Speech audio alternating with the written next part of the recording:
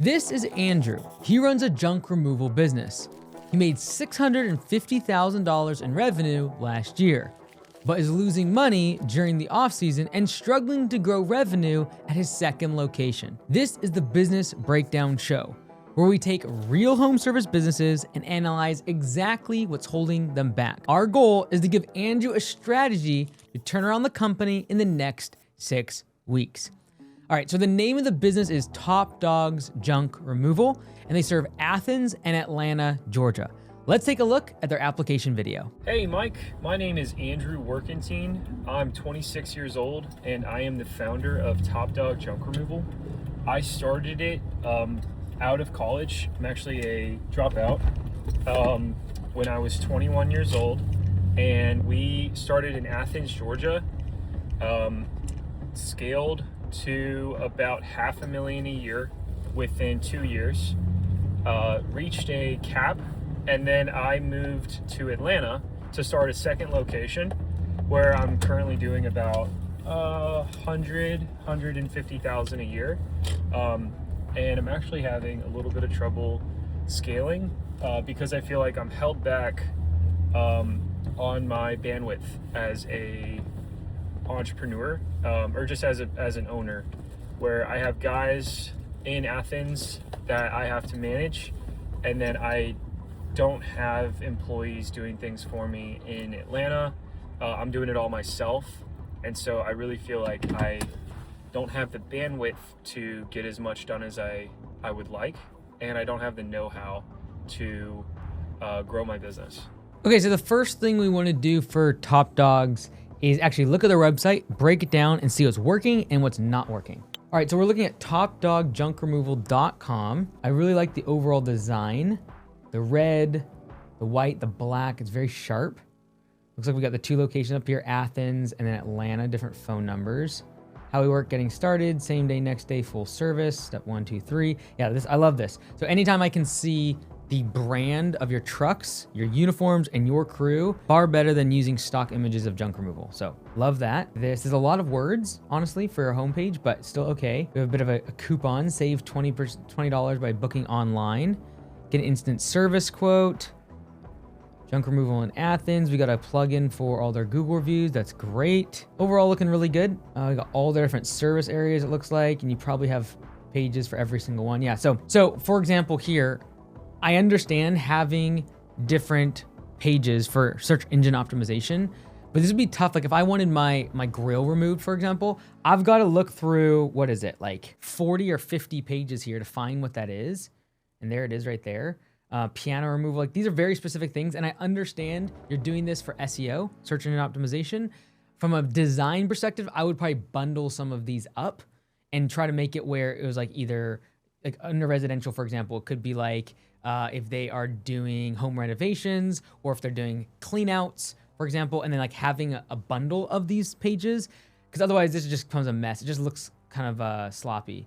So overall though, I like it. The different phone numbers, book now. Let's see what this does. So if I click book now, okay, cool. I can see which time works best for you. Okay, so that's a bit of a workaround, because right now, if you click book now, it goes past the zip code thing. So that's interesting.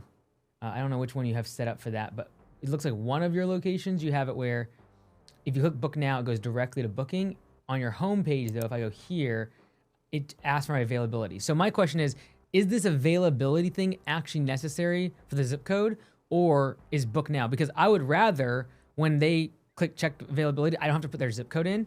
Having that extra step is going to create friction. It would be great if this plugin right here was right here. Because my question is, like, if I put a random zip code in here, does it actually change anything? Or is it just gonna take me anyways to this booking page? If it's just gonna take me to this booking page, show the booking page. Because then immediately the customer's like, oh my word, today, literally in a couple hours, they can get me on the schedule, boom. And then they're go ahead and fill in all their information. So again, if you need the zip code, leave it in here on the home page. I'm okay with that. Typically, this is where an estimate request form goes, but because you're trying to serve 2 different locations from one website, it's likely that your availability does change based upon zip code. If that's not the case though, just take them, have this show right on the homepage, because you'll increase the conversion, because customers will immediately be like, wow, that's like really soon. Like For example, I'm recording this on March the 9th at 9:30. The fact that you're available in an hour is amazing. And so the fact that I could see that from here, that would immediately probably cut out 30 to 40% drop off of people that just don't want to put their zip code in because they don't know what you're going to do with that information. Overall though, the site looks great. I think we could definitely reduce some of the service pages, just bundle them up from a design perspective.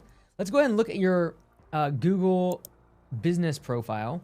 So this is in Athens, Georgia. We got 122 reviews. You got your online booking link now. That's great. Okay, cool. Now let's look at your Atlanta location. So this one's 1,100 reviews. Wow. Okay. I don't know if you moved these reviews over or if you paid for them, but it sounds like this is the new location. So the fact that you have 1,100, I don't know if you moved them over or did something there.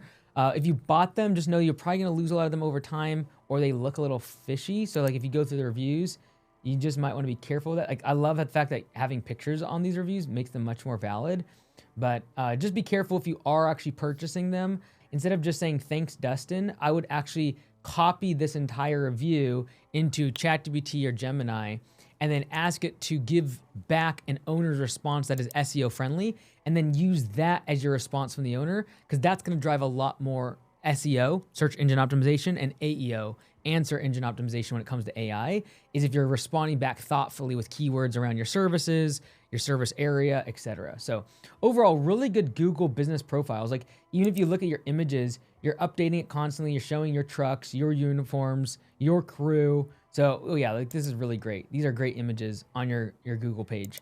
I'm really wanting to dive into though is like this multiple locations thing. So let's look at the actual ranking on Google. If I just search for junk removal in Athens versus junk removal in Atlanta. So let's go ahead and do junk removal in Athens, Georgia. All right. So when I do that, you're right here. Boom. You have so many reviews for your Atlanta location. It's pulling your 1,100 review Atlanta, Georgia location in for Athens, which is amazing because you're just way more reviews in the local area of Athens. Let's scroll down a little bit though. See if you're on the first page in terms of native search. I don't see you there, but at least I see you inside the Google business listing. All right, so that's great. Now let's go ahead and do Atlanta, because I have a feeling Atlanta's gonna be a much more difficult market to penetrate. Yeah, sure enough, look at that. You got college hunks hauling junk. You have 1-800 got junk. You have some big brands in here. And so you're not ranking at all in terms of native, and you're not ranking on Google business, even though you have 1,100 reviews.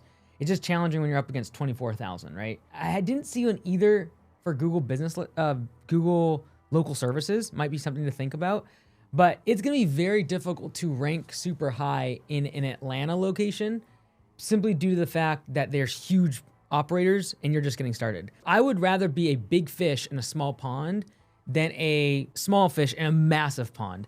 And so going after Atlanta with the $150,000, you're basically doing all the work yourself. I feel like if you just focused on Athens, you'd actually get a bigger business in the next few years. And you can always come back to Atlanta down the road. I think that all of our time and attention being spent on Athens would be the move. Like if you actually look at this, your Atlanta Google business profile is ranking inside Athens. I would just say, why not just get your Athens location having 1,200 or 1,300 reviews and just dominate in Athens? Like Athens has, to my recollection, like 200,000 or 300,000 people. You can absolutely build a big business off the back of that. There's plenty of work to be had.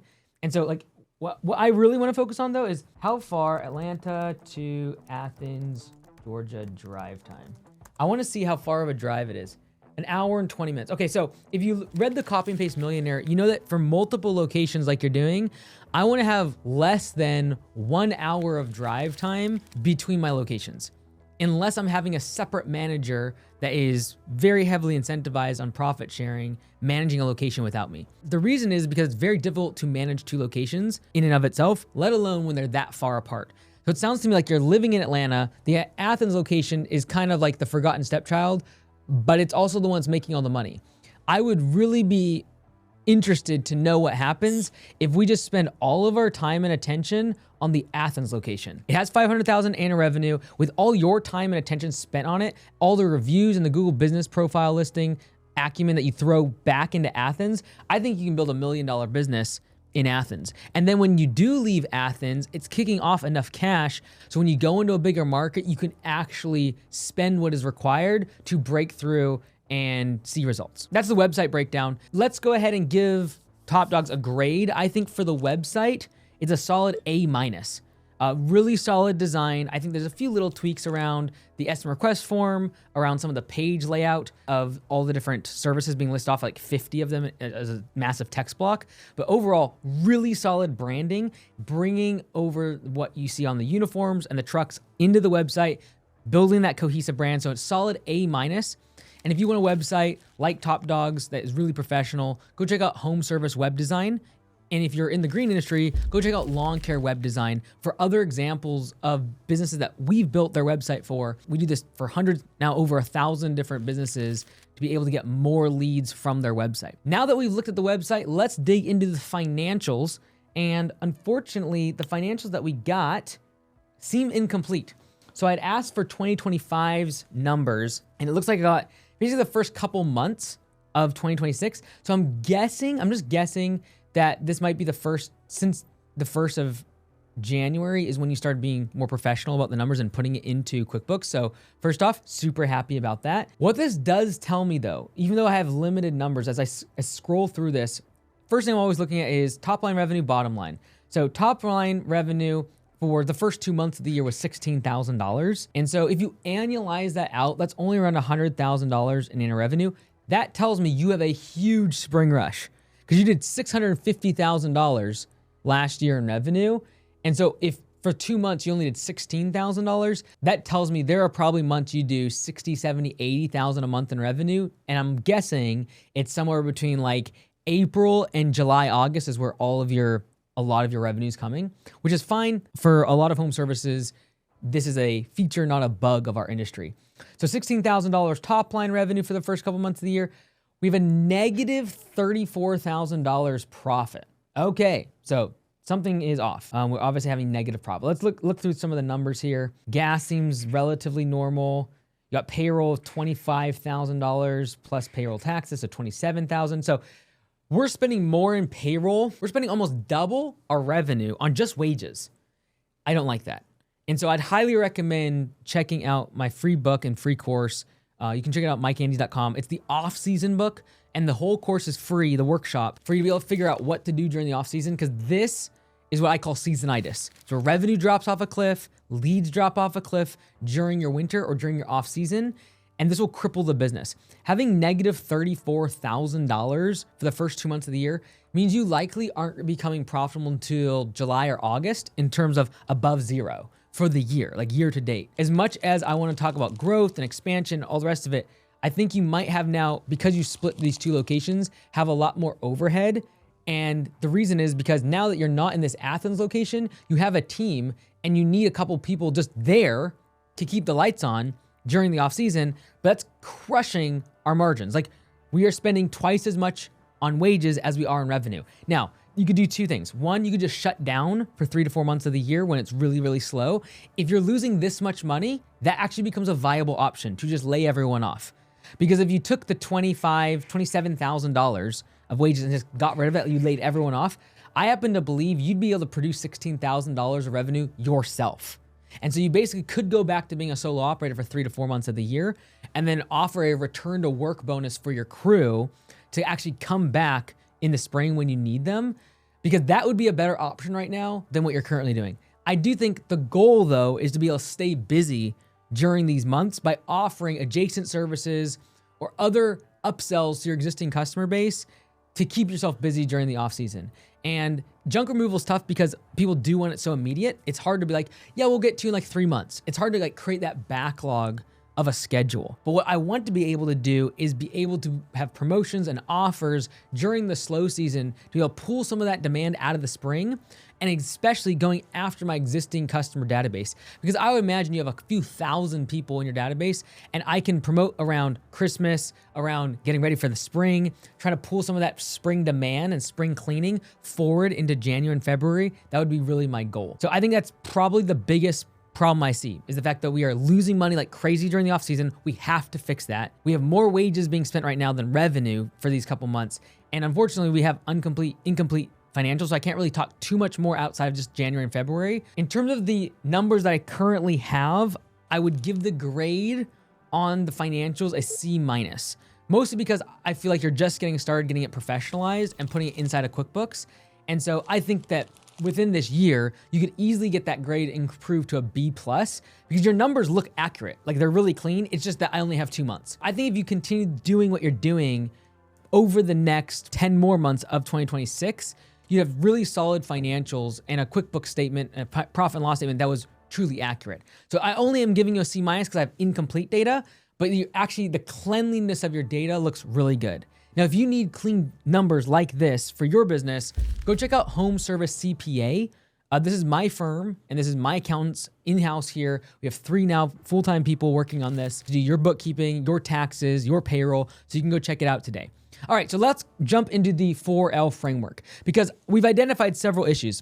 First off, we have some massive problems around the off-season. This is actually, I think, the biggest problem in addition to this sort of, I don't want to call it a mess, but kind of a premature move into doing multiple locations. So let's look at the 4L framework because the 4L framework shows why every home server's business stops growing. And we're trying to get Zach to be able to grow the business at past $650,000 in annual revenue. So when I look at problems, let's first identify problems in each of the 4Ls in the 4L framework, and then we'll identify a 6-week plan for Zach to follow. So liquidity, cash in the bank, right now we are losing money. A lot of it. We can't have where we make, what is it, 17,000 in revenue, 16,000 in revenue, and we lose 34,000. That's a huge problem from a liquidity perspective. All right, from a leads perspective, I have to say that the off season is the killer. And for everyone that thinks that having an off season, a whole bunch of leads dropping off a cliff is as part of having a home service business, I agree with you. And if you solve that problem, you'll dominate your competitors because you'll be able to hire when they're laying everyone off. You'll be able to buy trucks and equipment when they're getting rid of stuff. And you'll be able to advertise when they're not thinking about spending money on Google ads or Facebook ads or anything. All right. So when it comes to leads, I think that we've got to fix the off season, and we've got to figure out a way to upsell existing customers during the off season. So we're not spending gobs of money on advertising, but rather just selling more to our current contact database. So I would highly recommend using something like Homeworks to be able to send a mass text out during the off season and have specific timing around like Thanksgiving, Christmas, and then right after be like, okay, you had Christmas and now it's like, let's clean everything up because we had the family over. And then you want to try to pull as much of March, April, and May's demand forward into January and February. We send text messages out because we have the same problem when it comes to spring cleanups. Everyone wants their spring cleanup done in April in my market. And so we try to pull them back into January and February by saying, hey, we appreciate you being a loyal customer.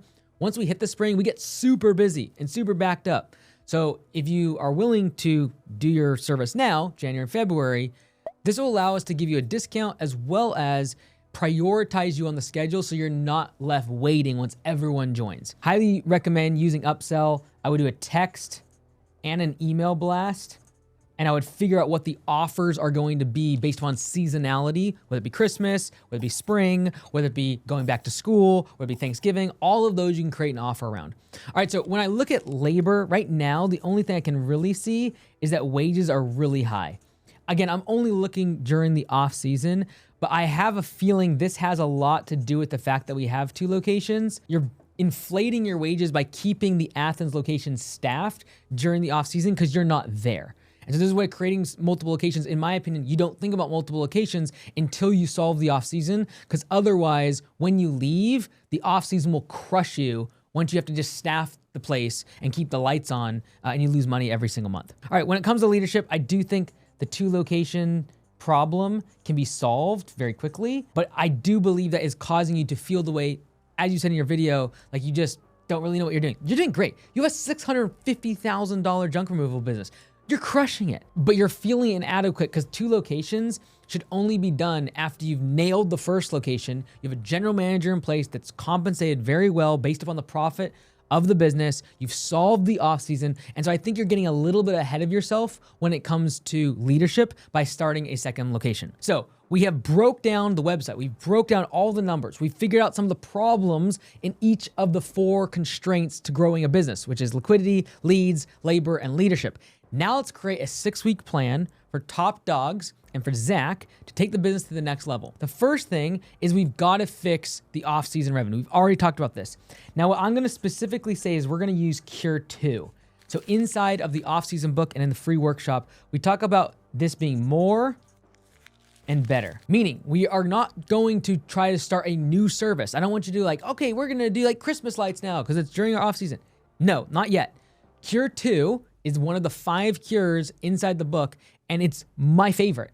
It is, how can we actually make sense of advertising and upselling our existing customers when the rest of our competition is not doing that? And I think most of this will come down to having seasonal offers and making sure that you customize them based upon all the different dates of the year, the holidays, etc.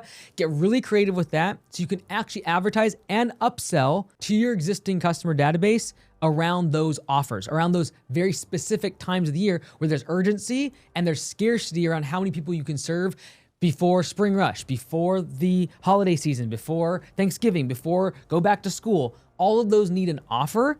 So we gotta get creative with those are gonna be, and then text and email all our customers and use upsells.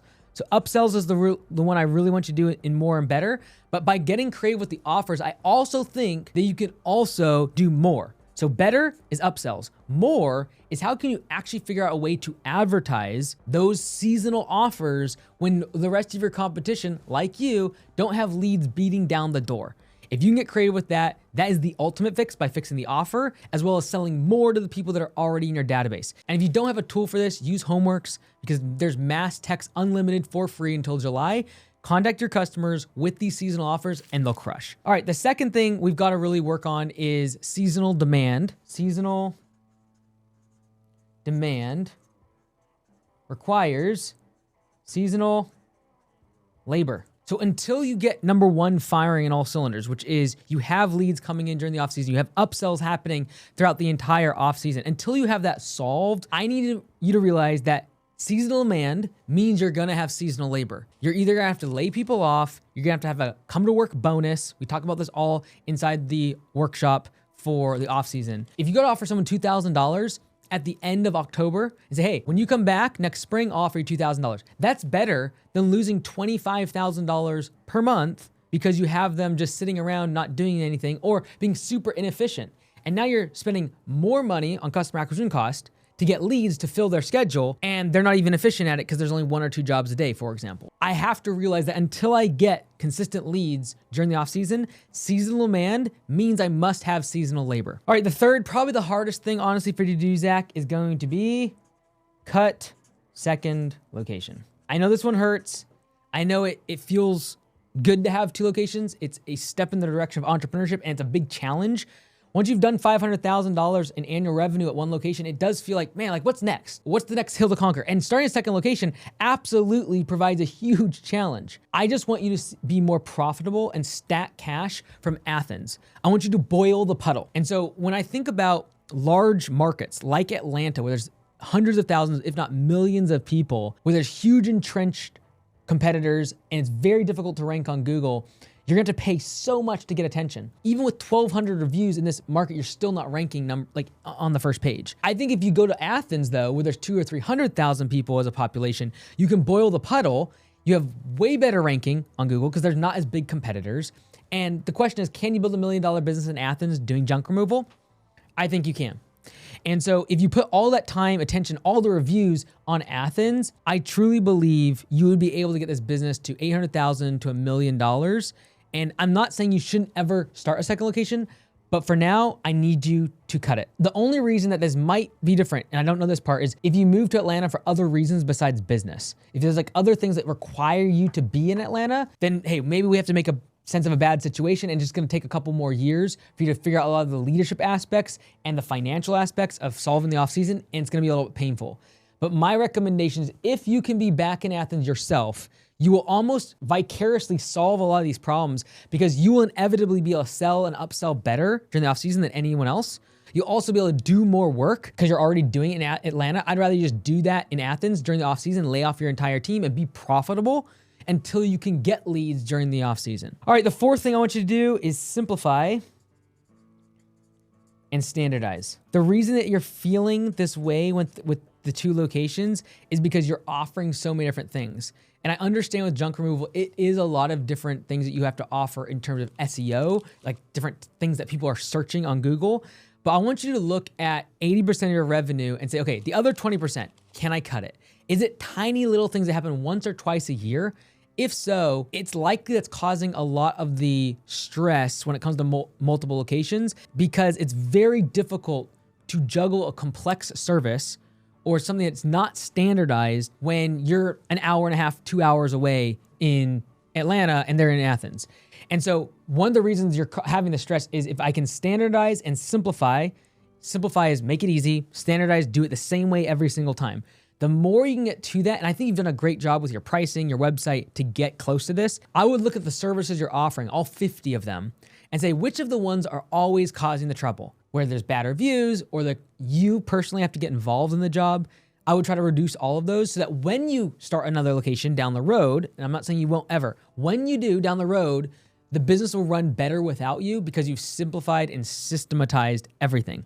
By doing that, you can then train a general manager. And I think that's somewhat of the struggle you're having now too, is you don't have a general manager in place that is getting profit sharing consistently. And I know that because they're losing money for the first 2 months of the year. So it's very difficult if you're losing money to also do profit sharing with a GM that's not going to think about like, all right, you'll get your profit sharing in a year. They won't think that way. And so I need incentives around profitability for this GM in Athens before you ever go back to Atlanta.